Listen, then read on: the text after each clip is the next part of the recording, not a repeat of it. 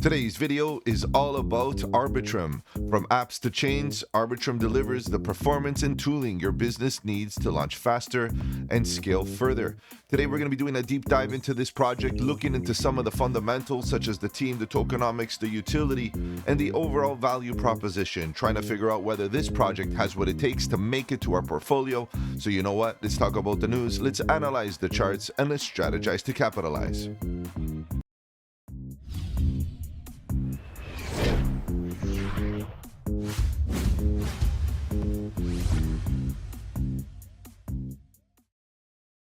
Welcome to the channel. My name is Mike, and let's get right into it, guys. If you're new to the channel, welcome. On the channel, we talk about cryptocurrency, Bitcoin, Ethereum, and all the altcoins, looking for opportunity. And the question is Arbitrum an opportunity? Guys, today we're doing a deep dive. We'll be looking into this project, all the little details, the nooks and the crannies, the good, the bad, and the ugly, trying to figure out whether this project has what it takes to make it to our portfolio. Why? Because we want to buy bullish projects that have great value propositions and ultimately provide software solutions to everyday life issues. Arbitrum has been around for a while. It is a project that a lot of people are waiting on, have been waiting on to see if it's actually going to pick up.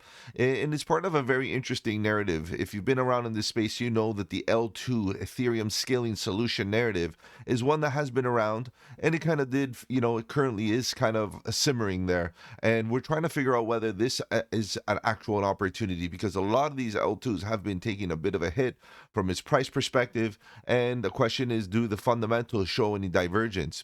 All right, guys, let's use we're going to be using the main website as our platform to navigate the project primarily. That's where we're going to try to look for all the resources that the team has provided us, trying to take a retail perspective. Because at the end of the day, guys, if the retailer is going to get adopted and is going to be comfortable, getting involved here with Arbitrum and its ecosystem and buying coins and tokens and such, I think that the team needs to always keep in mind the retail investor.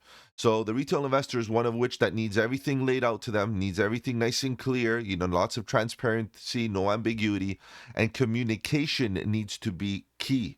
Right? Being able to communicate what exactly Arbitrum is in a very, very healthy way without needing to be a computer scientist or any software engineer. Okay, so we'll try our best to navigate all of this. Arbitrum is definitely a full stack of technology, and we're going to do our best. Remember, this is not a tech deep dive. This is a Web3 deep dive, basically a crypto deep dive, where we're going to talk about crypto, not so much the engineering, the physics behind what is really happening behind Arbitrum. By the way, guys, just a reminder, if you want to just go straight to the summary towards the end of the video, I got timestamps below.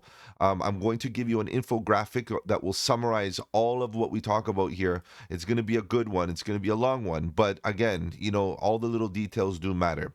Let's just quickly go through this Arbitrum everywhere. I think we got the gist of what it is based on its statement right here. From app to chains, Arbitrum delivers performance tooling. So what I'm seeing here, it's basically considering itself a tooling scenario, where if someone were to want to develop their own chain, they're going to be given the tech stack or the boilerplates necessary for that to happen much faster and to scale further. Okay, this is important stuff. Okay, so let's just keep on going. You can launch a chain or build an app right there. Nice quick links for those of you that may want to get involved in its ecosystem. Website is nice and clean. I appreciate that.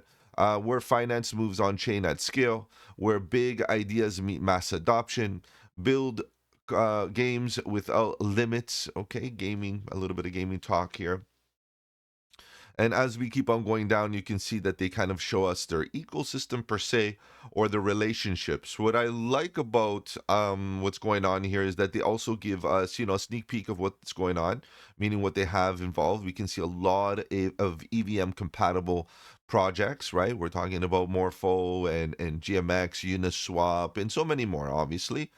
Some interesting relationships with the Robinhood, because Robinhood did use the Ethereum tooling in order to deploy on chain, which is quite interesting, guys. We'll be talking about these things very, very soon when we talk about the relationships that they have. But, overall, their ecosystem is one of which you have to expect to have some depth, given that it is EVM compatible. Okay, so EVM means Ethereum virtual machine, which means that anything built in Ethereum can easily be deployed or have an easier time to be deployed on any other EVM compatible chain, which means that the ecosystem growth is a lot easier. There's less barriers to entry for these projects to deploy on these other chains. So making apps multi-chain but still EVM. So this is pretty interesting, obviously pretty good stuff from that perspective.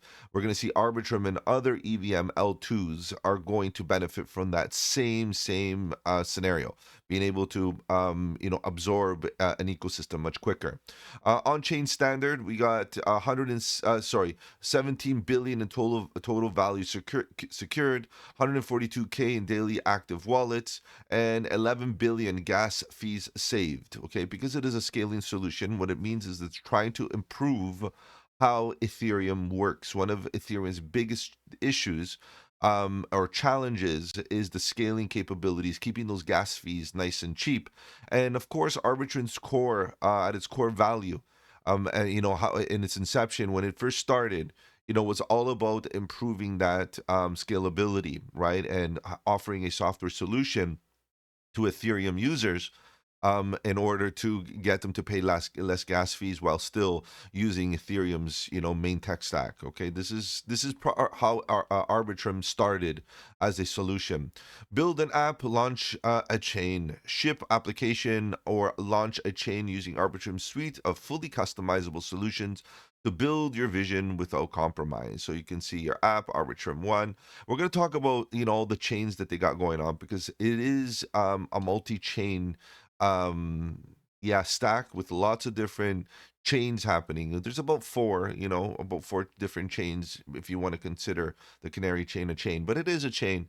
Regardless, you can launch your own again as an L3, which is something that is not really that common. There are a lot of multi-chain or modular applications have now came across to allow the L3s or the subnets or the parachains or whatever you want to call them, the L3s, to come out and use the boilerplates provided by the L2, and they're in that case being able to launch their own L3s very very easily. Okay, and then obviously there's other things that these teams are trying to do, such as deploy your app on Arbitrum One with Solidity, or in this case, Stylus, which is Rust, C, and C++. So Stylus is almost like a layer of which you have your virtual machine. Your virtual machine could basically interpret or speak different languages other than just Solidity, right? And it's why I say just, because Solidity is the EVM language, the Ethereum language. So if you're creating a smart contract in Solidity, it's great to be able to deploy that way. But then you start introducing other languages. It offers developers that have skill sets that are not Solidity based in order for them to be able to participate in the building of different applications and ecosystem growth. Rust is an interesting one because we have Solana that kind of has a language similar to Rust. C is a very common language, C++. These are languages that, are low-level languages. They're very robust languages because they are low-level and such. And they're very common languages. It's interesting to see this integration of, multi-language support. Let's put it that way. Let's keep on going down. Proven in production, trusted at scale, case studies, different case studies. Robinhood, that's a good relationship that they got there going on. We're going to talk about those in a little, and few others. As you can see, they got a blog where they have a lot of different posts and different things that you could research, which is always great for those of us that want to do that extra research. Obviously, guys, I'm going to try my best to just touch upon the main topics of Web3. Obviously, talking about, the marketing and so on is important, but we can't get so deep in all of that because there's a lot, guys. There is a lot. This video will be 3-4 hours long if I were to get into depth in every single little category. Plug into a thriving sovereign nation. Join a dynamic network of active users, digital culture, and economic activity. Arbitrum is the vibrant hub where customers connect, interact, and transact. Okay, so I think what they're trying to say is, look, yes, we do have an ecosystem, which is a bit repetitive because it does show us above all the ecosystems, all the apps, but then we got more here, or it again. and it kind of separates them into three categories: finance, gaming, and consumer. And because it is EVM, like I mentioned, you're going to see a lot of that repetition amongst EVM compatible projects. It's all good. It's all good. We have the Morphos, the Aves, the GMXs, the Pendles. As you can see, we have different things, and we're going to talk about these in a little bit more detail as we go to the dedicated page to view all the projects. We'll do all of that. Trust me. Build with confidence. What else do we got? Technology that scales. Sure, like I mentioned, the feature like stylus is the feature, almost like a layer on top, and access documentation, robust SDKs, development kits for developers. Again, those boilerplates that allow them developers to create blockchains very, very easily without reinventing the wheel. And these are all good things, and when you apply this modularity that these L1s now offer, and a lot of them are offering these modular idea. The modular idea is meant to support the L3 concept, which is again allowing businesses, as they introduced it, allowing businesses to deploy their own Web3 projects or their own blockchains. And this is obviously pretty good. This is obviously necessary. Guys, I'm going to just quickly reposition the screen because I feel like a bit of it is cutting off. Okay, so let me just bear with me here. I'll do my best. Let's see. Just hold on tight. There we go. I think that's a little bit better. Okay, so we'll work with that. As we keep on going, we're gonna see that we have start building, get in touch, join the community, and then the footer. Right, we got a bit of action here talking about the footer, which is good. Obviously, if you're looking for those details, those different tabs, those different more extra information, there you got it right below. All right, guys, let's continue on. I got a few more tabs open for us here so that we can, navigate this all. Let's see what else we got here. We got just basically a Arbitrum 101. So basically trying to give us an idea of what it is in a little bit more detail. I'm going to take a look at those white papers where the documentation is full on. There's a lot of detail in there. Again, we're going to do our best to use all the graphical side of things to explain, to get an idea of what Arbitrum is. So digital sovereign nation. The Arbitrum operates as a sovereign on-chain ecosystem, open, adaptive, and economically self-reinforcing. Learn how its technology and governance frameworks enable new forms of coordination and growth across digital economy. Now, that is a mouthful, and what stands out to me is governance frameworks. Okay, and I'm going to explain to you why. Right, because really we have to, as we go through this deep dive, we got to ask ourselves, what is the Arbitrum token coin, in this case a token, what is it used for? And that's clearly the most important thing for a Web3 economy, right? If you have a coin, you have a token, what are we using it for? Okay, so let's keep that in mind. Let's let that simmer as we go through. We'll explore the ecosystem and such in a second. Two paths for unrivaled potential. Okay, Arbitrum 1. This is their flagship network. This is their main network. Arbitrum 1 is the primary chain leveraging optimistic rollups, which is a way of combining many transactions, okay, many transactions into one package. I'm trying to make this as simple as possible, into one package, and then delivering this package off to a sequencer or a identity that basically funnels this package to the Ethereum network in such a way. Okay, so this is where we get into quickly to the engineering, into the physics. I am not going to go there to that depth, but that's generally what it is. Being able to send a bunch of transactions at once instead of one at a time, and paying the fee, the transaction fee on Ethereum once for multiple transactions that are packaged up and bundled, almost like a zipped file type of thing. Okay, so keep that in my mind. I'm trying my best to make it very relatable for you guys. So Arbitrum 1 is this optimistic rollup. It scales Ethereum by executing transactions off-chain and posting the proofs on-chain, inheriting Ethereum's security. So basically wrapping up the transaction or the proofs of those transactions after the fact on the Ethereum network, almost like, keeping a record of the transactions, but in a batch form. This is necessary, right, to keep those transactions fees nice and low on chain. So the basically speeds, low cost, applications to thrive for builders, ultimate environment to launch and scale with confidence, and such and such. Guys, you want to learn more? You click. This is what they got. This is Arbitrum 1. This is their L2 solution. Now, at its core, they have a few benefits, right? So they have launch into a dense concrete of capital of users. Okay, sure. And integrated protocols across finance, consumer products, and gaming. Yes, this is their ecosystem that they're referring to. Battle hardened, okay, deploy on a network that's been rigorously tested by time, traffic, and billions in assets.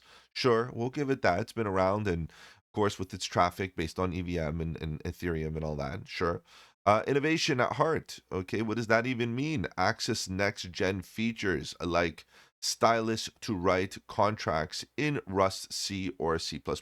So stylus again is that it's an execution environment that supports writing smart contracts in Rust. So it's not necessarily its own chain, but it's an execution environment, almost like a layer on the chain or on the stack that allows the writing of smart contracts in these languages. Stylus runs along the EVM, so with the EVM, which is the Ethereum virtual machine, something that we should all be comfortable with if you've been in this space for a given amount of time. You should be very clear of what EVM means, okay? If not, you got to backpedal a little bit, look into what Ethereum is and what that Ethereum has provided over the years as far as its tooling, okay?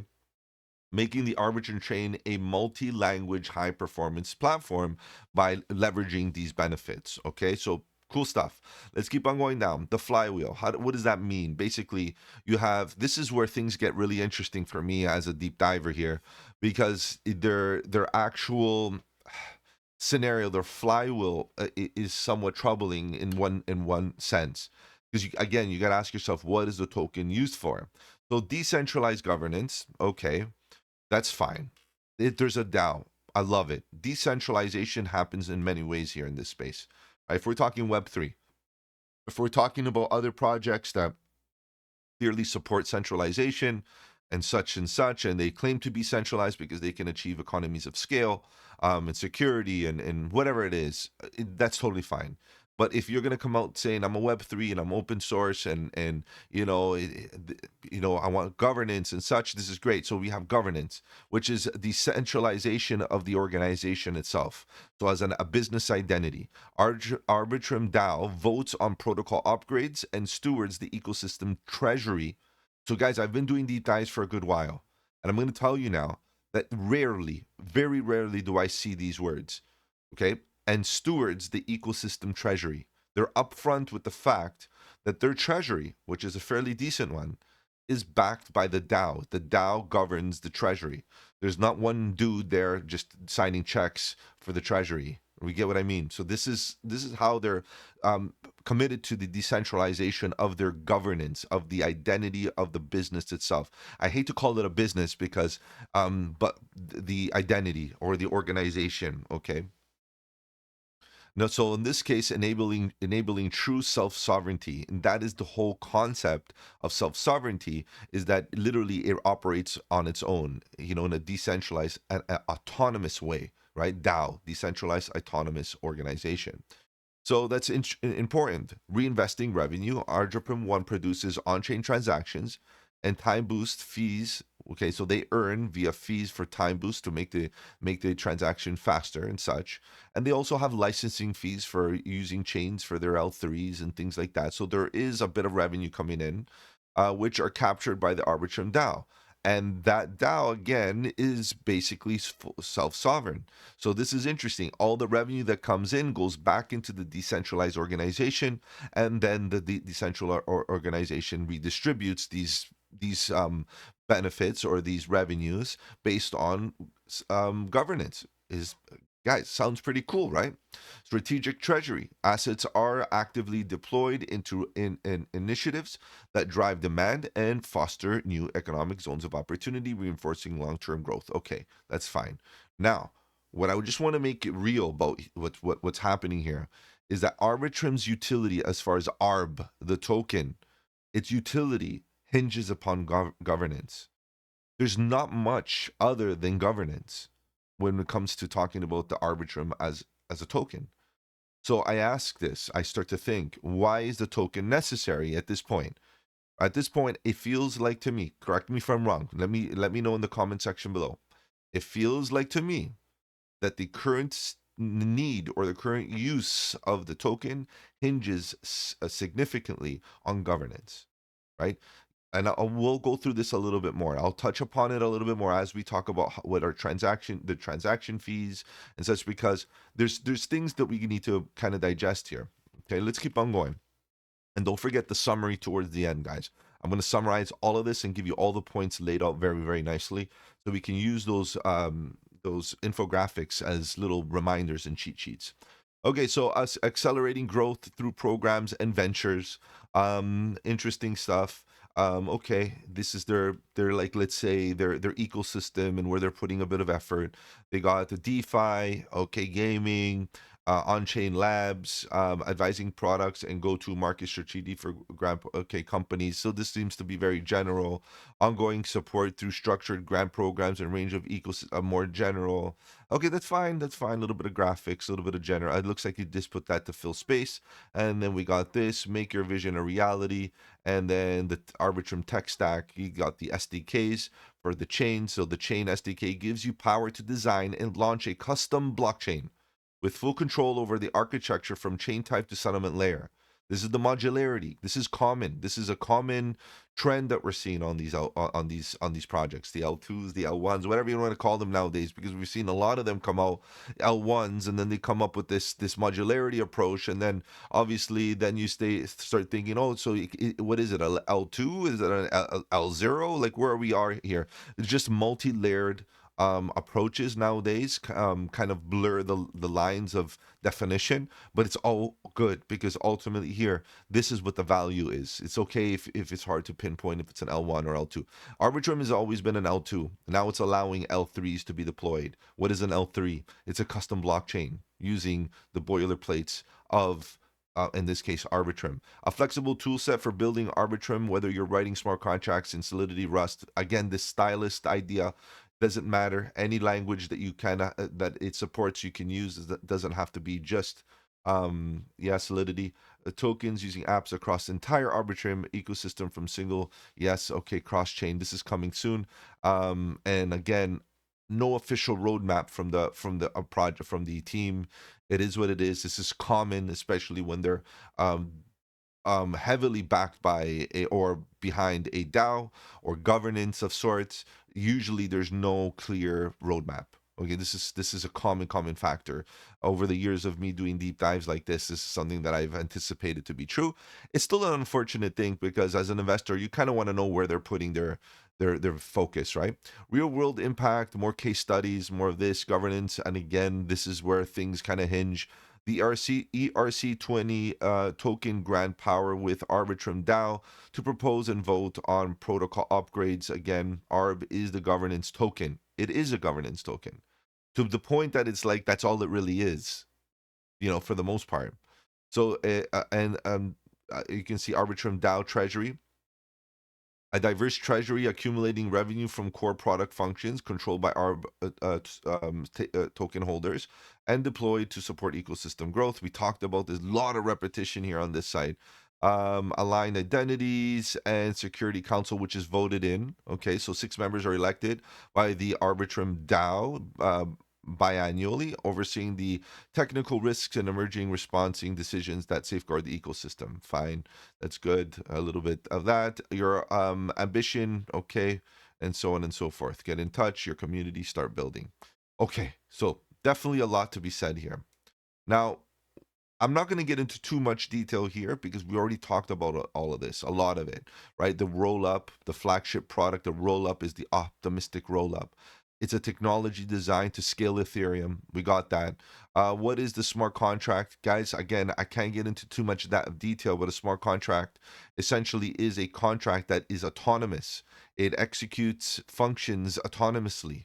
So the functions that are written on the contract run without user, right? Without a person to execute them. They run and execute on their own. And that's what makes blockchain technology and very interesting, because if smart contracts can be deployed, the blocks get issued and the data that gets written on the blocks are autonomous. Guys, this is where the premise behind the smart contract idea. Your said Arbitrum exists to scale. Okay, what is Ethereum? How? Okay, so Ethereum has its issues, right? Because of its congestion, and based on the congestion, you get high gas fees. And this is where Arbitrum said, you know what, I can fix this. I can fix this because I can figure out how to scale Ethereum's use case without affecting or without requiring a lot of that gas fee. Now, I'm going to pause here for a second because the gas fee, like most people should know, the gas fee on Arbitrum is not paid with ARB tokens. It is paid with Ethereum. So the utility behind why do we need ARB tokens can't be applied to the fact that we need Ethereum, we need ARB to pay gas fees. And in fact, it's not the case. And with even more so, and we're going to touch upon, hopefully, we're going to talk about the L3s. With the L3s, it is not necessary to even use Ethereum as the Arbitrum as gas. You can still use Ethereum. In fact, you can use your own custom token. So this is where things kind of like fall apart for me in one scenario, because as of now, the ARB token has only one use case, a very strong use case, no doubt. But our governance token that's all you really get. And we're gonna talk about its profitability, its revenue. It does have revenue, but is it profitable? That is the question. Okay, so we'll talk about this more as we keep on going on, because this is all about tokenomics, right? We're talking about Web3. This is a Web3 discussion, not a tech discussion necessarily. Let's see. So we'll go back. We go here, here, here. So builders can. So there's a lot of good. I like this introduction because you can see that they're really trying to explore what Arbitrum does. Now, I like this. I want to spend some time here, okay? Because I usually, like I said, I don't want to talk about the tech too much, but this is good, right? So this is enough. This is enough for us to just touch base. So we talked about the Arbitrum 1, okay? And you can see that right here, Arbitrum 1. And then you have Arbitrum Nova. They're pretty much at the same level. Let's put it put it that way, the same level. So Arbitrum 1 is the primary chain, optimistic rollups, okay? And that kind of thing. That was the original type of chain that was meant to scale Ethereum. Arbitrum Nova, designed for high throughput, low cost use cases like gaming and social applications, like things that we would want to use on our everyday life. Nova uses a data availability committee, a DAC, to optimize costs. So slightly different than Arbitrum 1, but still within that scalability framework. Okay. Then you start looking at other aspects, right? And you start looking at what's above those L3s. Those are Orbit. That's an Orbit scenario. So Orbit, what is it? It's a framework that allows developers to launch their own layer 3. So in that case, not only can you use the project or the tech stack at the L2 level, but now you can deploy your own layer. So it's a roll-up application. So basically, you can deploy your own application on top of Arbitrum. These roll-ups are customizable and can choose between different data availability and execution layer. So you can choose between Arbitrum 1 or Arbitrum Nova and choose and pick and choose all the little, nuances and benefits between all the other chains and other modularity aspects to make your own custom L3, right? Orbit. And in that case, ETH does not have to be used as gas in this case. It doesn't have to be, but it could still be. So there's benefits of still using ETH as a gas fee if you deploy L1. Well, most people hold Ethereum in their wallet. That's a very common, right? Because again, ecosystem requires that network effect. If you want to participate in the Ethereum ecosystems, usually you have to hold some ETH. So a lot of people hold it, and you're causing less friction for people to get involved. Now, if you require a particular token, a custom token, it's beneficial because then you're forcing them to basically buy your token. But then again, some people might say, forget about it. It's a pain in the pain. I'm not going to go do it. And then you lose customers. So friction might equal, lack of adoption, or in this case, no adoption. or friction. And if your product is really good, and it might be like, you know what, I have to buy some, so it's worth the time, it's worth the friction. So these are very important decisions, mind you, since it's not mandatory and not necessary to use Arbitrum. You can use any token you like. So again, why do we need Arbitrum? You can use Ethereum, you can use your own token, and I'm assuming, yes, you're going to be able to use Arbitrum, but there are too many options, and in this case, and why Arbitrum in this, for that matter, right? So this is a difficult scenario. So again, developers can launch their own Arbitrum chains that run as an L2 chain on top of Ethereum. They can also run Arbitrum chains that run on top of the EVM L2 chain. Check, there's a lot here. Okay, so this is a nice graphic to give you an idea. And remember that stylus concept. That stylus basically is an execution environment that allows these chains to basically be programmed not only with the EVM, but also the different languages, the smart languages that we talked about, the Rust, the C, and the C++. Okay, so that's that. Now, while we're here talking about chains, there is like a quote unquote canary type of chain. It's called Sepoya. Um, and that is, I think that's the way you pronounce it, Sepolia, something like that. Sepolia is a primary testnet, which is, a very cool thing. We've seen different projects do this, like Polkadot and such. They have these chains where developers can go and test and play around before they actually deploy on mainnet, which is great. So that it's almost like a sandbox to ensure that everything runs well, and before it actually hits the market for product market fit. So this is good. It's meant to test the smart contracts, dApps, and DAOs proposals and such things. Okay, so there is a few things here. You can see that Arbitrum is a full-on tech stack. The problem is, again, why do we need ARB tokens? That's my question. I'm still trying to figure it out. Okay, guys, let's keep on going because, again, I'm running out of time here.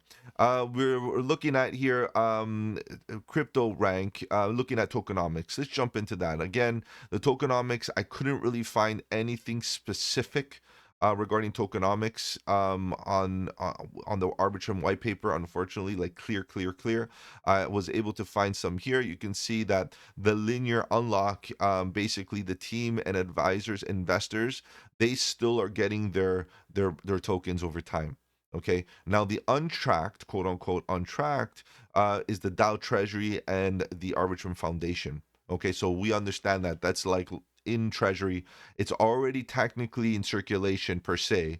It's just that it's being controlled by decentralized autonomous organization. And the only risk of dilution that we have is when the DAO votes to release these tokens for whatever causes and purposes, and also the slow introduction of team and advisor and investor tokens. Okay, this is what we have to understand. Now, I want to back up the truck a little bit and just kind of look at this. You can see that the team and advisors settled for 26.9% of the tokens, and investors settled for 17.5. Guys, that's quite a bit. Okay, that's quite a bit. You gotta admit, like this, although it's a slow introduction of these tokens and it's gonna take a while, approaching 2027, that's fine. It's just that you have to understand that this is the risk of dilution that we still have. Okay, and if you look at the total untracked, and you take a look at the tokenomics, such as what's going on with, let's say, this total supply and the circulating supply, you will see, sorry guys, the circulating supply compared to the max supply, it's about 57% is out there. So it's not really the healthiest per se based on tokenomics. We are going to see a lot of it still being issued based on, this cliff and a vesting schedule. Okay, so it is what it is, guys. No project is perfect, but I like the fact that I have a multi-year approach of distributing these tokens, right? So it's not all at once where we're going to see so much pressure of dilution. Just felt like I needed to bring that out there. And in line with tokenomics and such, if you look at the holders and you start looking at the chart, let's look at the chart so we can kind of see. I apologize for this, guys. I don't know why it's verifying that I'm human. I hope I'm human. Let's go. Waiting for to respond. Let's go. It's taking a bit. Guys, these projects, at the end of the day, they provide lots of information, but we rely on some of these third parties, waiting for it's not working today. I guess they're taking a break, a bit of a holiday. Let's go back and see what we got going on. We can just visually look at the holder list if this thing's gonna work today. Wow. Wow. Okay, nice and slow. Fine. Balances. All right, we're gonna just leave it there for now. You see what I mean? Like ultimately, we want things to work, and sometimes they don't work, unfortunately. And this is like a live recording in the sense that, I came in trying to show you some stuff. I would just like to show you that, generally speaking, the holders are healthy. Okay, we do have a huge amount of tokens in treasury, no doubt, but the tokens are well distributed. Let's see if we can come back to that at a later time. Arbitrum, welcome to the future of Ethereum. Okay, so this is the foundation. I wanted to show you that the foundation does hold a bit of tokens. Let me just quickly do a refresh here, best as I can. Oh, this is totally lost today. Okay, I got to get over it. All right. So the foundation is full on, guys. As you can see, they got the money, they got the power, and so on. So it is basically running the show, and they have their own docs page, right, with all kinds of different information regarding the Arbitrum token, which is nice. You can see like 10 billion and 2% rate of inflation per year at most, with the first of these mints becoming legible in March 15, 2024. So we can see performed by the DAO and so on. In summary, ARB token is a special purpose digital asset that gives holders the ability to vote on-chain proposals. That's really it. There's nothing really more that Arbitrum does for the ecosystem. It's unfortunate, but it's the truth. And again, I can't show you this. Okay. Um, One thing I wanted to show you guys here is the DAO financials based on Dune Network, Dune information here. So you can see there's income and expenses. There's a list of their incomes. So again, transaction fees on Arbitrum 1, Nova, L1 fee, base fee, surplus fee, time boosters, all this, all this, all this. This is all done through Ethereum. And then as you keep on going down, you see your expenses, blockchain related, DAO operations, incentive programs, so on and so on and so forth. Guys, they have income. And that's fine. They're making profit, but are they profitable? Meaning their expenses, 45,000, $45 million, and then their net income is in the negative. So yeah, they're making income, but are they profitable? No. So that's something to be aware of, okay? And with the volume and such lately in the market, I understand why there's not much happening. And without volume, there's no transaction fees, there's no time boostings, there's nothing like that. So that's going to affect their ability to produce positive numbers as far as net income goes. Okay, so it's unfortunate, but guys, it is what it is. We got to be real about that. And what's unfortunate that this is not working. Okay, let me just do another quick refresh. Okay, we got it. So we can see Arbitrum Foundation holds 26.5%. Binance Hot Wallet, another 5.7. These are all very transparent. And you can see the only one that is a little bit vague is this one right here, but it's only 4%. But then you got, vesting budget and Arbitrum, Binance. You get a lot of good clarity here based on what they got here going on chain. The Bybit and so on, and Binance and so on. So really, it gets very nicely distributed right around this area, and at least we can account for the major wallets. So it's definitely healthy, from a wallet holding perspective. Okay, it's at least accountable. Let's jump right into its ecosystem. So ecosystem projects, if we go right here, you can see they got a bit, and they have different things, payments, they payment different customers. So DeFi, look at this, they got a lot going on. See DeFi, different liquid staking, and then the DEXs, Camelot. There's so many different. Curve is here, and again, it's because of EVM compatibility. Kyber, lots of different ones, right? A big one, small ones that you didn't, don't fairly see, and some of them that you're very accustomed to, right? So Uniswap is for sure around here somewhere, and you get my point, right? So we're looking for these opportunities. AI and DPIM, they got a lot going on, okay? A lot happening. Small ones, big cookie, fun. I know a lot of you know about Cookie, and we got a couple others here hanging around, and this is the Aether Crust Network. A lot. These are projects. These are altcoins that a lot of us were focusing on, lithium.im.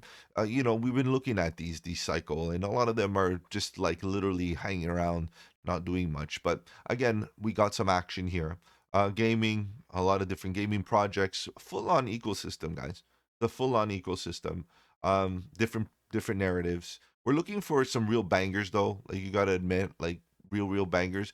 But again, the bangers are going to come out when they start performing financially. That's how it really works, right? We don't classify bangers on a bear market, right? Most people should be looking at their performance during, tough times, right? Tough times meaning where we are right now. But ultimately, when things go well, those ones that hold up well during the tough times are the ones that show strength also. So these are things that we have to keep in mind. So full on Axelar, if you guys are following what's happening there, Seller, a lot of different ones. Okay, guys, so go check it out. I'm not gonna do this type of work here, just kind of scrolling through, but you guys got to go check it out. There's a lot. You got chains, bridges, lots of different stuff here as far as ecosystem, and it's all beneficial to the fact that it is EVM. Their blog, we're gonna slowly transition now to focus on some of their socials and relationships here. Their blog is pretty cool. They got things happening. Their last post was December 18th, so it's good to see that they're keeping it active. I think it needs a little bit of help design-wise because that looks unfinished. It looks kind of funky. But other than that, they're pretty good. November, October, maybe a little bit more. They need a few more happening in the next little while because it's going to start to look a little bit dead. But their last one, December 18th, 2025. How Rise leverage Arbitrum to power. Okay, not even Rise. Okay, that's fine. Good socials from that perspective, educational material. And they got 1.1 million followers on X, guys. Savagery. That's a great account. That's a nice big account. But with such large numbers, I start to look at their engagement, and it's not even that hot, guys. Like 69, and they got okay. This one did pretty good. This is not bad. Massive wins from our builders this week. Let's just quickly look at their first pin post, right? And we can see the on-chain ecosystem for all Arbitrum everywhere. Okay. New site, same mission, Arbitrum everywhere. Start building. Okay, cool. That's their pin post. Okay, that's fine. And then we got the Volt. These are all reposts, so okay, that's fine. Secret Santa's only secret until someone checks handwriting, email, and Amazon cards. Okay, that's fine. Massive wins from our builders this week. Arbitrum becomes the top blockchain with inflows this week, 3.4 billion. The land of natural liquidity prevails. It's the Robinhood app deploys 500 new tokenized stocks on Arbitrum overnight. This is what I wanted to talk about. Okay, we're going to talk about this relationship because it could be the relationship that puts Arbitrum on the map. Okay, very important stuff. And that I'm happy to see got some good engagement. Let's give it some love there. Such a legend. What is this guy talking about? I don't even want to know. We love Encyclopedia Santa. Okay, Secret Santa only is secret. Yeah, I'm curious of what that is about. Anyway, thank you for all the incredible Dune dashboards you have team built for the Arbitrum ecosystem. Okay, good stuff. Lots of Dune stuff. And this is coming, leveraging Arbitrum. But if you notice, like only 140, like 88, like not really much happening. This is a land of natural liquidity prevails. Okay, 300, 1.4, 1.1 million followers, and they're only getting like 100, 150 likes. That's pretty low in my book. That's just common right now. It's common to what's happening in this space. I'll be honest. There's not a lot of volume. There's not a lot of participation. And even though they give you how to participate in the Arbitrum DAO, you just got to be a token holder. Come in and bring it in, right? And then you get access to, and usually it involves some staking and some terms and such. So go check it out. But that's that, guys. Their socials are pretty good. In that case, the X factor that they got going on here. So another addition to the Orbit ecosystem. This is a little bit old, but a new L2 on Gelato. So we got introducing Fluence, a new roll up on Gelato. So enter deepen. So this is good. A nice little deepen scenario here and a roll up for Arbitrum Nitro. Okay, and then we have PayPal is expanding. This is good. You know that PayPal, they just got listed just recently, in fact. on CoinGecko. I just saw it recently to Arbitrum. As companies around the world realize their products should run on crypto rails, Arbitrum will stand out because these companies now could create their own blockchains easier using the Arbitrum tech stack. This is what we're trying to get to. And if you read their landing page, the Arbitrum first initial message on their website, that is what they're showing, and that is what they're trying to do. They already got Robinhood, and now they got PayPal. So, are they objectively are they hitting their targets? It seems like they are, right? The thing is that why do we need to hold the Arbitrum token? This is the part of the thing. Is it just because we want to have more say in governance? That's the reason why you want to be involved from that perspective. That's the true value proposition to you as an investor. Great, then that's fine. Excited to welcome Celestia. Guys, you know Celestia, it's a data play to the Arbitrum ecosystem and makes their technology available to Orbit chains. So Orbit chains, meaning the L3s. Now the L3s can use the Celestia stack. Developer can soon easily deploy high throughput Orbit chains that tap into Celestia's modular data layer. Data availability layer is what Celestia does. I think that's a good one. Now, don't judge Celestia based on its price, because I know a lot of us do. Fundamentals are one thing, price is another. Prices lately have been pretty trash across the space, so let's be real about that. Then Converge, the next Arbitrum chain, Athena, built by Athena and securitized. This was a combination scenario where both of them come in and basically made Converge chain. Will serve as a settlement layer for on-chain finance and real-world assets. Celestia underneath. This is a triple threat. You got Celestia, Athena, a stablecoin narrative prod, and securitized. Guys, this is it, right? So this is a good one. Actually, I kind of like that. Let's give that some love. I like to see these companies work together, and those are real good partnerships. Those are something that you want to be really bullish on. And then the Robinhood loves building with flexible crypto rails. They wanted to ensure that they have a complete freedom to customize their chain. However, they like and opt into new features whenever, while contributing to the growth of the ecosystem. The next gen of finance is powered by Arbitrum. Guys, go check this out. This is interesting because Robinhood is using Arbitrum. Very, very cool stuff. Okay, so lots of bullishness happening here for Arbitrum. But again, I just kind of just say to myself, it would be nice for me to be able to hold ARB and be able to capitalize on all this bullishness that is not just governance. This is what it seems. Let's move on. Let's talk about the team a little bit here. We got Steven, we got Harry, we got Ed, we got AJ, we got Gary. I'm gonna touch upon a couple of these dudes. We got some great talent here in on the Arbitrum team, no doubt. We got the LinkedIn, which is taking its time to load. The LinkedIn account, 203 associate members. I just want to quickly talk about also its layering as far as its organizational structure. We're going to talk about that as well. And you can see they got lots of people, lots of talent, of course, with 200 plus members. Just here on the Arbitrum page, you're seeing that there's a lot here. We got Web3, we got different partnerships, growth. I've seen there's Coles all over, a lawyer here and there hanging around. There's all kinds of different good things, right? And I'm not here to go through all of it. Let's talk about the core team as best as we can, just to get an idea what they bring to the table. So Ed Felton, co-founder and chief scientist, Off-Chain Labs. We're going to talk about Off-Chain Labs because the Off-Chain Labs is, something that is definitely intertwined within the top core team members. Retired Princeton professor of computer science and public affairs, formerly deputy United States of CTO in White House. Guys, I don't know what else to say here. So here we go. Co-founder and chief scientist right now, Off-Chain Labs. Board member of this board, Privacy and Civil Liberties. And then Robert E., professor of computer science, public affairs at Princeton University. White House, chief technology officer, and the Federal Trade Commission.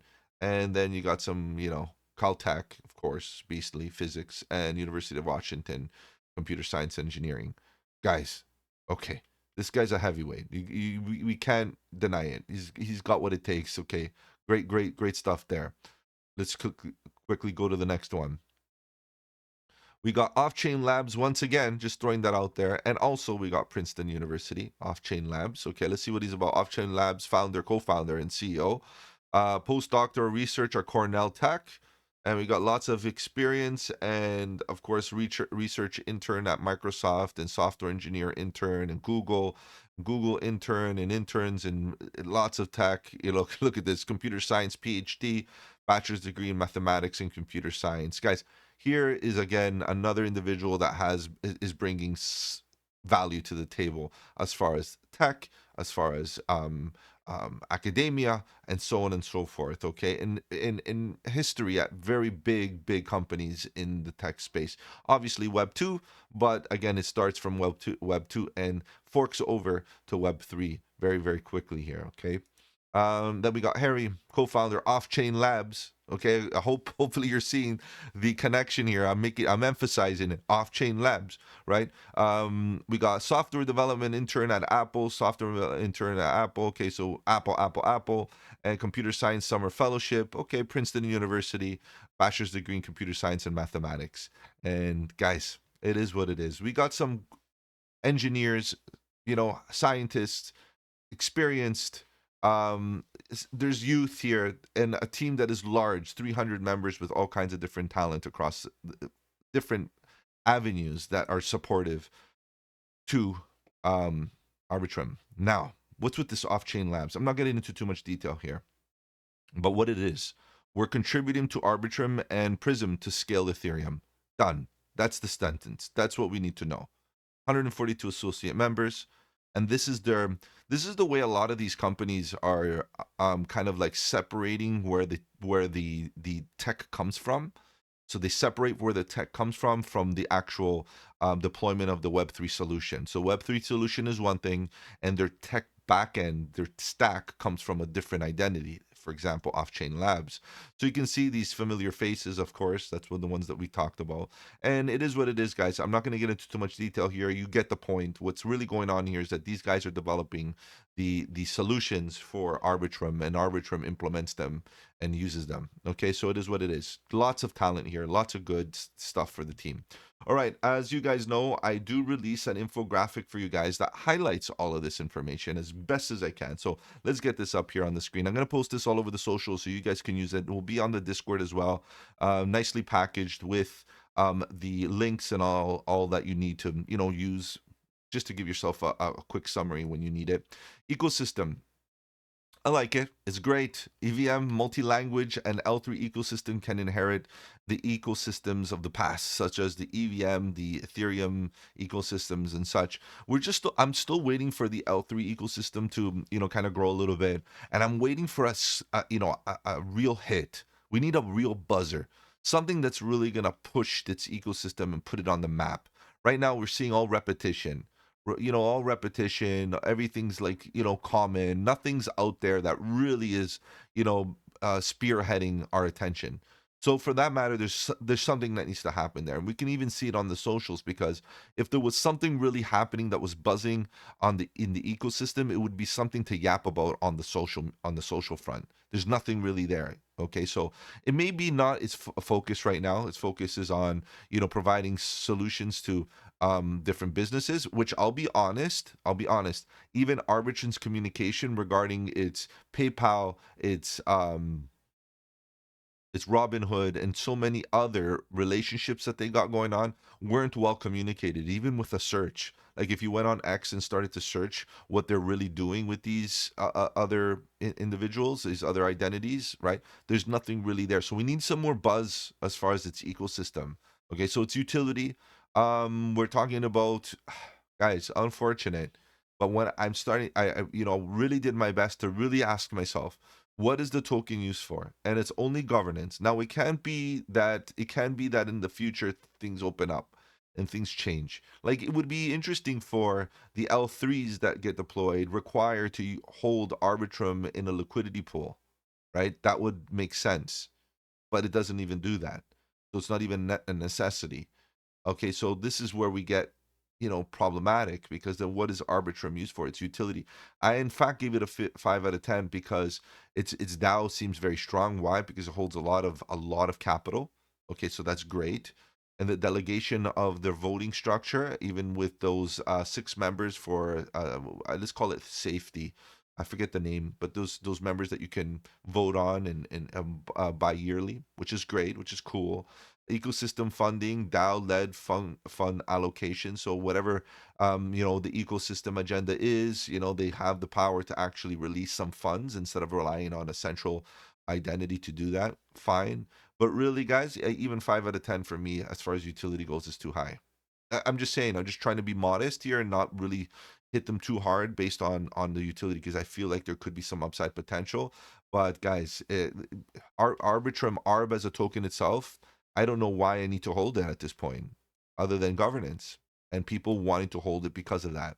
It's not enough for me, personally speaking. Again, this deep dive, I'm trying to make it very clear that it's just my opinion, not financial advice. I'm not trying to flood anybody's bags or anything like that. But again, do your own research, do your own thing. Roadmap, no official roadmap published whatsoever. This is very, very common when you're talking about heavily governed or through governance, meaning decentralized governance. It's common, guys. So it is what it is. Slowly over time, I'm absorbing this reality. That this is almost an expectation, and in addition to that, any team that actually puts their roadmap on paper, on black and white, and says this is what we're focusing on in the next quarter is going to get bonus marks from me. And the reason being is because that at least gives us a sense of security. Could be false, that's fine, but at least it gives us a sense of where we're putting our human and economic capital. Right now we don't know. We're waiting on the DAO to basically track different proposals and updates and this and that, and that's not a roadmap per se, right? That's not where. Now, if they took the time, if the team took the time to package up the proposals that went through and just made a nice infographic and deployed those infographics, nicely packaged or updated it on the Git book, their Git book is full on. In fact, it's all over the place. There's all kinds of information all over the place. And I've never seen an infographic to the point that it gets confusing, because they got a Git book for the DAO, Git book for the actual project, then they got tabs within the Git book, and things get a little bit complicated, not straightforward. They need a Web3 Git book. They need a white paper that's for blockchain enthusiasts, for the crypto space, for the average degen. They need that, right? It's too all over the place. And this has, I know it doesn't really have much to do with the roadmap, but it has to do with the socials and communication and marketing. So I'm preparing this in because the packaging overall, as far as the roadmap goes, the communication is not there. Okay. So I think what their next focus is on is the sequencers and the delegation there, and perhaps decentralizing a little bit, which would be good, and validator incentives. Maybe another way to integrate the ARB token in such a way, maybe the incentives can be Arbitrum tokens. And then there's utility. Then there's a purpose to actually hold ARB tokens, because you're going to get rewarded to potentially run a sequencer of sorts. Guys, we got to wait to see what they're going to be coming up with there. So the roadmap, it is what it is. And that's what I feel like where they're going to next. The team, large team, well equipped with talent. Guys, I would say if you combine both teams that we talked about with the off-chain labs and Arbitrum, there's like 300 plus people up in there. Okay, so this is a team and a half coming from Princeton, Apple, Google, Microsoft, this and that. Guys, there's a lot of talent there. Okay, and the list goes on. Okay, so in the off-chain labs, there, don't forget that has to be included part of the team, because that's where all the innovation comes from. Okay, as far as I understand. And then Arbitrum is just the decentralized autonomous organization behind Arbitrum. You get what I mean, guys? They so separated two identities there. Now their socials pretty good. They got 1.1 million X followers with little engagement. For that amount of followers, very little engagement. And I told you already why I feel that's the case.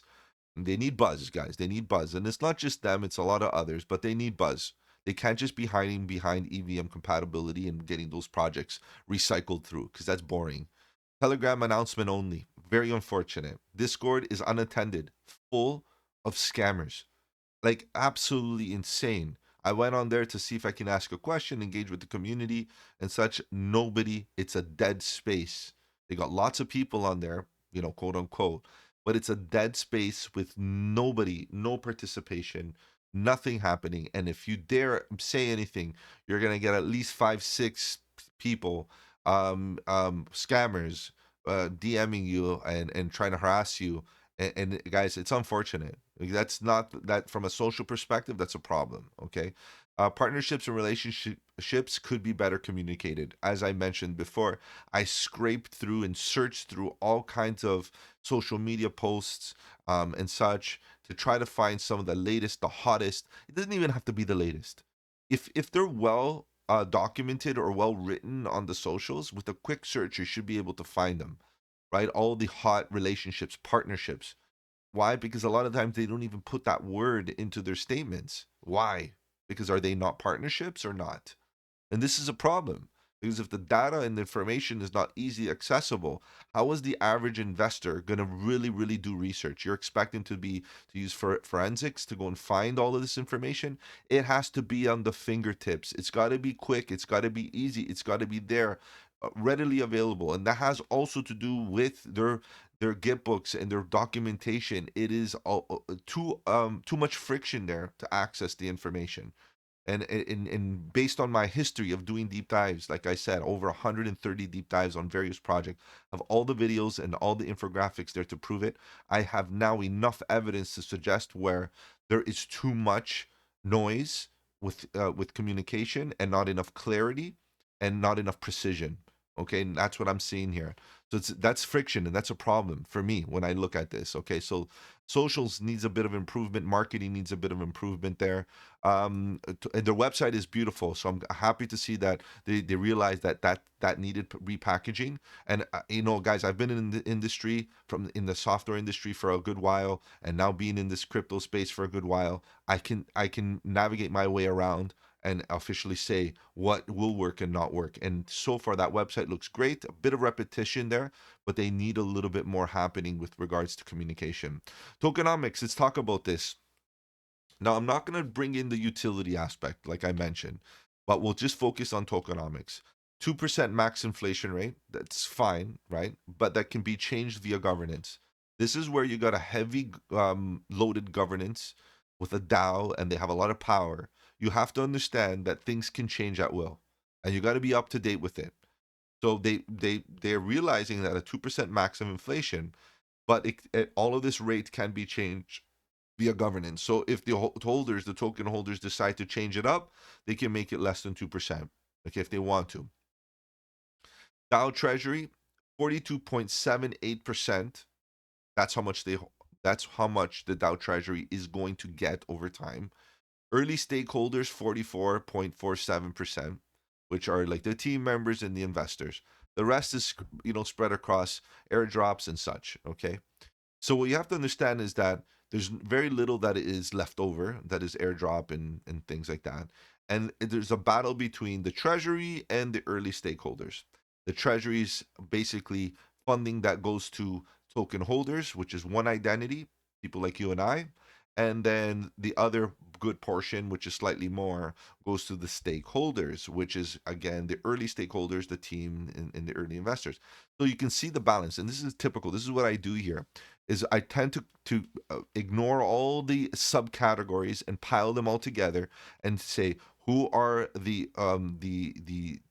token holders that represent the average individual, the average token holder, and what about the other half? How many of these tokens go to the early stakeholders, the ones that are deeply rooted into the early development of the project? Well, if you see here, the clear divide is usually about 50-50. Okay. What I like to say is that at least the 42% goes to treasury. So it's not like the foundation is run by early stakeholders, which is sometimes the case, where we get foundation members that are completely running the treasury, and that's a problem.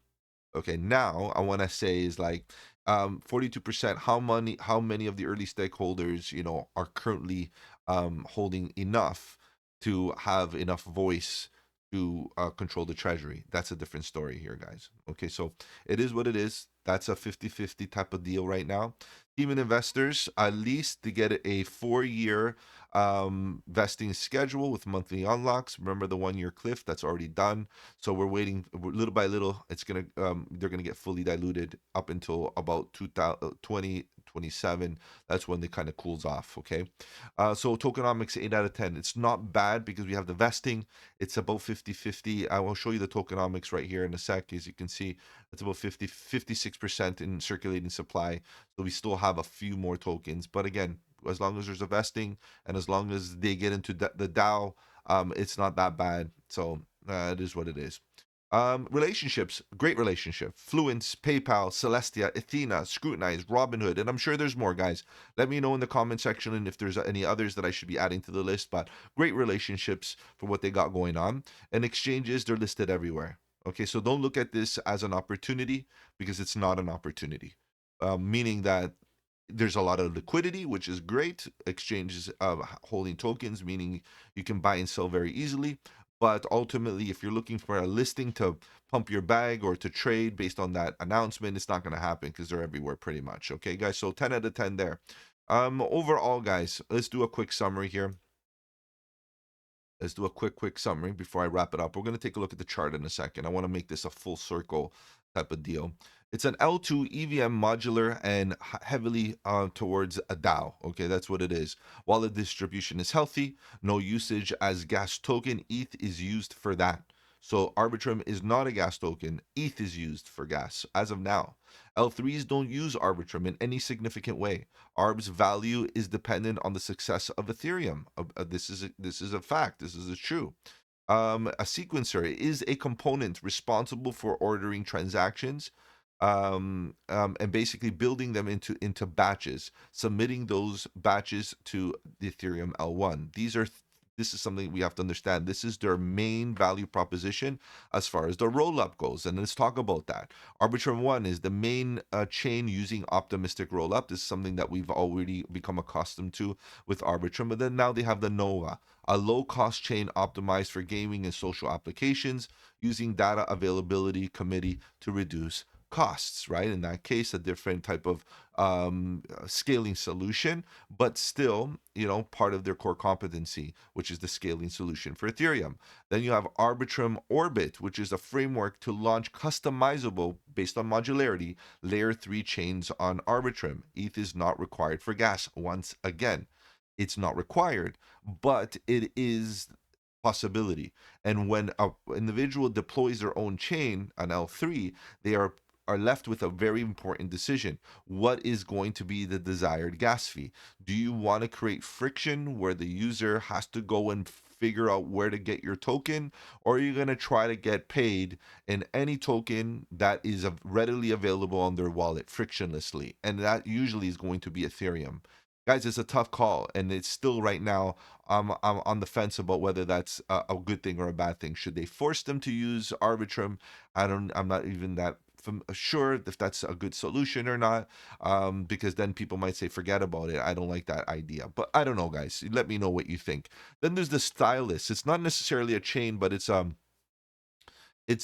layer, right? It's a execution environment, right? Based on the fact that it runs alongside the the virtual machine, Ethereum virtual machine, a tooling for writing smart contracts in Rust, C and C++, running alongside Solidity on Arbitrum. Very important stuff because again, that opens up frictionless possibilities.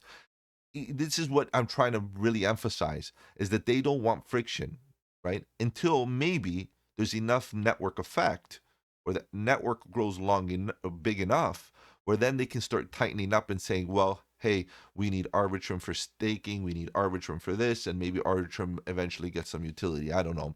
And then you got Sepolia. I don't know if I'm saying this right. Excuse me for my pronunciation. Pre-mainnet development and protocol testing. It's almost like what's it called? I forget right now. Canary chain. Okay, so let's move on. Guys, projections. Again, this is not a target. This is not me pulling out my crystal ball telling you where I think it's gonna go. I don't know where it's gonna go. Nobody does. Okay, so let's make that clear. Arbitrum with the market cap of Matic, Polygon Matic, it could do a 1x. Okay, whoop-de-doo. It's gonna double. It's gonna hit 40 cents more or less. That's all I could say. right? Because at this current moment, competition-wise, there's nothing bigger, right? So we don't know what kind of, roadmap or framework we have to deal with, to play with as a projection. Where could it go based on competition? Total market cap needs to get back to its peaks, right? Because even if we use Matic as an example, it's definitely down significantly from its peaks. So if the total market cap of the crypto space go back to its peak, could we essentially say that we might see some better price action, not only for Matic, but for Arbitrum? Which one may argue, again, I'm not saying it's true or not, but there are people that may argue that Arbitrum is a better software solution. Okay, don't forget there's other L2s as well, like Optimism, right? There's a lot OP like this, and there's others. So they got to share the portion of the total market cap that's going to be allocated to the L2s. And this case is Arbitrum. How much capital of that capital is Arbitrum going to be able to attract? Guys, it's a tough call. So I'm just going to keep it very neutral right now. I'm going to say, look, if it catches up to Arbitrum, it could double, and then depending on the market cap, it can do much more. Up until now, as a layer 2 solution, you can see that there's a bit of a bit of an issue with the fact that there's no utility for the Arbitrum token other than governance as a DAO identity. It is what it is. I give it 7 out of 10 for those factors, guys. Let me know what you think in the comment section below. Guys, don't forget, I'm going to be posting this all over the socials, so you can use this as a cheat sheet as well for future. Let's get right into the chart, guys. I know you're here to talk about price action as well. So, what is the chart? What has the chart been doing lately? The chart, at the end of the day, has been giving us a bit of trouble. Now, do we see, and that's just because literally, the actual text, the actual structures across this space have been doing very poorly. So let's go take a look here. Now, as you can see that it's been following, making lower lows and lower highs. Not a very good look here, guys. And across the market, this has been the case. Now, all of a sudden, we start saying, well, could we have hit our bottom? Who knows? Nobody knows. But I'm going to tell you this. If it continues falling down and the self-fulfilling prophecy of filling the wick continues, guys, we can definitely continue down. And that's the fact, right? There's nothing else I could say. If you look at the market structure and you start looking at get off the daily, because the daily is still making lower lows and lower highs. We can't deny that. Okay, lower lows and lower highs. Get onto the 4-hour, just a generic time frame. Start looking at what's happening here. Gonna reposition. What's going on? Lower lows and lower highs. Do you see any higher highs or higher lows? Nope. So what are we going to do here? We're going to visualize this as a downtrend, right? Put a trend line in just to visualize we're still downtrending. As soon as we see some visual, divergence in the sense that we are no longer making lower lows and lower highs, while other parts of, the TA might give us signs of divergence where momentum is shifting upwards at the same time. Guys, I don't even get that. To be honest, let's go back on the daily for a quick second because this is going to be easy. As you can see, there's lower lows and lower highs. There's nothing really showing us crazy divergence here on Arbitrum just yet. Like we could argue that, yes, there's a bit of divergence right here from this level. And as this price is coming down, lower lows on the price action, we're slowly making higher lows on the momentum. But guys, are you going to be trading oscillators right now or market structure? Or price action. Price action is clearly rolling over. At least give us one higher high or a higher low, something. Give me something to deal with, a break above, something. Start reversing of some sort. And then I'm happy to be buying at slightly higher levels with confirmations of a market structure shift, a change of character. Right? As of now, there is none, guys. The trend is your friend until it's not. And I can't, even based on oscillators, yes, we're oversold. I love it. It's great. This is a great time to, pay attention. But until we actually get out of this range with a nice reversal right here, and perhaps if you're again getting back on the daily, we need to break above this top at least to start really breaking out of this range. And if you kind of get rid of these oscillators because they're not really even giving us an edge, you can see there's a beautiful imbalance above. Let me just highlight that for you guys so you can keep an eye on it. This beautiful imbalance above this top, which will eventually act as an opportunity. You got to consider that. Okay, and then based on that being an opportunity, we eventually need to break above this, but that could take its time, right? We could definitely bounce out of here, back test confirmation, higher low, then go up for a higher high, and then start breaking out of this range, which is beautiful. We fly through the imbalance. Your first TP is right here, and this is a beautiful change of character. Do we have anything like that right now? No, we don't. We don't have to even take this amount of time, guys. That will take us into August. I don't think that's gonna be take that long. I'm just being artistic here, but generally speaking, let me put that red box back in for you guys. So I just want to keep the chart like that because that's very very valid right into here. The end of the day, guys, we need something. You gotta admit we need something. So again, we could snap straight up, break above, higher high, beautiful, come down for the higher low back test confirmation. That is our moment. That's where we get in with less risk. Right now, the way the trend has been doing, the only thing you can justify is passively accumulating slowly. I'm not going all in. So last time I did that, last time I mentioned to do that was right here. Passively, slowly accumulating. Bang, straight up. That's it. Passively, you can see this was a good passive. Bang, straight up. Passively, bang, straight up. Passively, trap liquidity, and the target is ultimate trap liquidity. People that bought tops that are in pain, right? And ultimately, that's where we usually get these reversals and we start going up and hunt and hunt and hunt. Guys, this is an opportunity. The problem is that there's no sign of a reversal right now here at these bottoms. So we got to be clear. We got to be honest. And, before you get into any heavy bags, you got to decide whether this is the actual bottom. Guys, you have no choice but to get on the 4-hour, get on the lower time frames, and structure yourself out here. As soon as we can break a range to give us a higher high or higher low, let's go for it. That's fine. But until then, lower lows and lower highs. Guys, that's all I got for you on this. The chart is tough, and it's not just Arbitrum. I think the best strategy right now is passively accumulating slow and steady. Guys, if I've offered you any value in this video, do the channel a massive favor. Slap the like button. It does really help out with the algorithm. If you want to follow me on the socials, the links are in the description. Better yet, guys, join the Discord. The Discord is where it's at. Lots of good alpha, trade setups, fundamentals, and learning material. The best part is it's absolutely free. Take care, guys. Have a good one. And don't forget, buy the dip.